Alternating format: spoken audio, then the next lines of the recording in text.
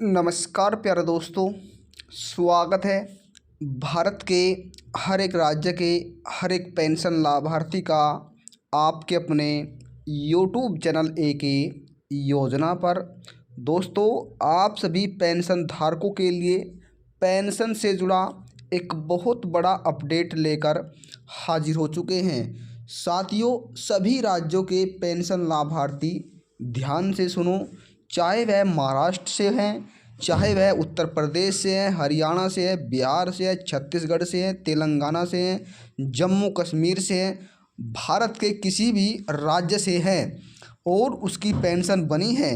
तो दोस्तों, जिसे अभी तक जनवरी से मार्च माह की पेंशन का जो लाभ है वो नहीं मिल पाया है, तो आखिरकार वह इस पेंशन के बारे में कहाँ से पता करे, कैसे पता करे कि उनकी जनवरी और फरवरी मार्च माह की पेंशन कब दी जाएगी। यानी जो 1,000 रुपये, 2,500 रुपये, 6,000 रुपये, 3,000 रुपये या दोस्तों कम या ज़्यादा जो पेंशन अलग अलग राज्यों के हिसाब से आपको दी जाती है, कैसे आप इस पेंशन का पता करेंगे। चाहे आप बुज़ुर्ग हो, विधवा हो, दिव्यांग हो, किसी भी तरह के यदि आप पेंशन लाभार्थी है तो कैसे आप अपनी पेंशन के बारे में दोस्तों पता करेंगे। और जिनकी पेंशन काफ़ी लंबे समय से नहीं आ रही है, जिनकी पेंशन ब्लॉक हो गई है या दोस्तों रिजेक्ट हो रही है या किसी कारणवश दोस्तों उनके बैंक खाते में रुकी हुई पेंशन का पैसा जो है वो नहीं आ रहा है, तो ऐसे लाभार्थी को अब पेंशन दी जाएगी या नहीं दी जाएगी, ये सभी तमाम जानकारी आज आपको इस वीडियो के माध्यम से दी जाएगी। अतः आप इस वीडियो को अंत तक जरूर देखें। तो दोस्तों, ये सभी जो जानकारी है वो आपको दी जाएगी, अतः आप वीडियो में अंत तक ज़रूर बने रहें और वीडियो को भी अधिक से अधिक लाइक और शेयर जरूर करें। जनवरी, फरवरी, मार्च माह की पेंशन का इंतज़ार करने वाले सभी राज्य के पेंशन लाभार्थी इस वीडियो को अंत तक ज़रूर देखें। साथियों, अब आखिरकार जो आपकी रुकी हुई पेंशन है कब तक आपको दी जाएगी, क्यों आपकी पेंशन दोस्तों आपके बैंक खाते में ट्रांसफ़र नहीं की जा रही थी, आखिर आपकी पेंशन रुकने के क्या कारण थे जो आपको पेंशन जो है बढ़कर नहीं मिल पा रही थी। तो साथियों, अगर आपकी भी पेंशन रुकी हुई है, क्या इस बार आपको पेंशन बढ़ाकर सरकार द्वारा दी जाएगी, आइए सबसे पहले उसके बारे में जान लेते हैं। प्यारे साथियों, जैसे कि हमने आपको शुरुआत में बताया था, अलग अलग राज्यों के हिसाब से जो पेंशन आपको दी जाती है, किसी राज्य में कम और किसी राज्य में अधिक पेंशन दी जाती है।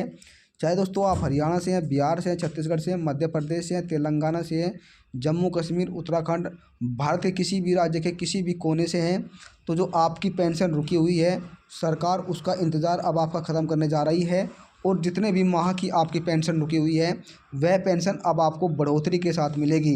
यानी कि दोस्तों, अगर आपकी 3 किस्तें रुकी हुई हैं और जिसमें मान लीजिए आपको किसी भी राज्य में आप 400 रुपये पेंशन ले रहे हैं, हालांकि दोस्तों 6,000 रुपये पेंशन दी जा रही है, मान लीजिए दोस्तों 400 रुपये आपको पेंशन ले रहे हैं, तो आपकी दोस्तों 3 महीने की जो पेंशन है वह 1,200 रुपये हो जाएगी।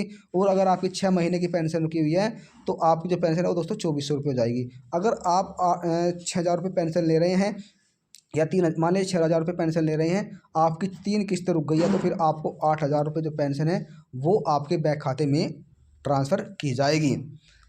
तो साथियों, अब आपको बता दें, जिसकी पेंशन वर्ष 2024 की रुकी हुई है और जिनकी जनवरी, फरवरी, मार्च पेंशन का इंतज़ार कर रहे हैं, तो अब आपका जो इंतज़ार है दोस्तों वो जल्दी ख़त्म होने जा रहा है। कभी भी आपके बैंक खाते में इस पेंशन का जो पैसा है दोस्तों वो आपके बैंक खाते में ट्रांसफ़र किया जा सकता है।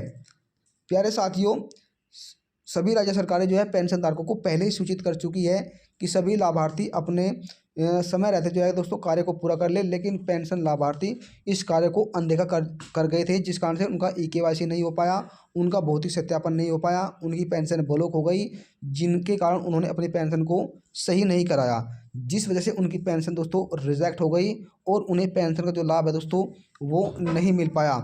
बहुत से लाभार्थी तो दोस्तों ऐसे हैं जिनकी बैंक खाते NPCI के तहत नहीं जुड़े हैं, जिनको काफ़ी लंबे समय से पेंशन का इंतज़ार करना पड़ रहा है, चाहे वह किसी भी राज्य का पेंशन धारक हो। तो दोस्तों, अगर आपकी पेंशन ब्लॉक हो गई है, सही कराएं, भौतिक सत्यापन नहीं हुआ तो उसे सही कराएं, EKYC नहीं हुई तो EKYC कराएं।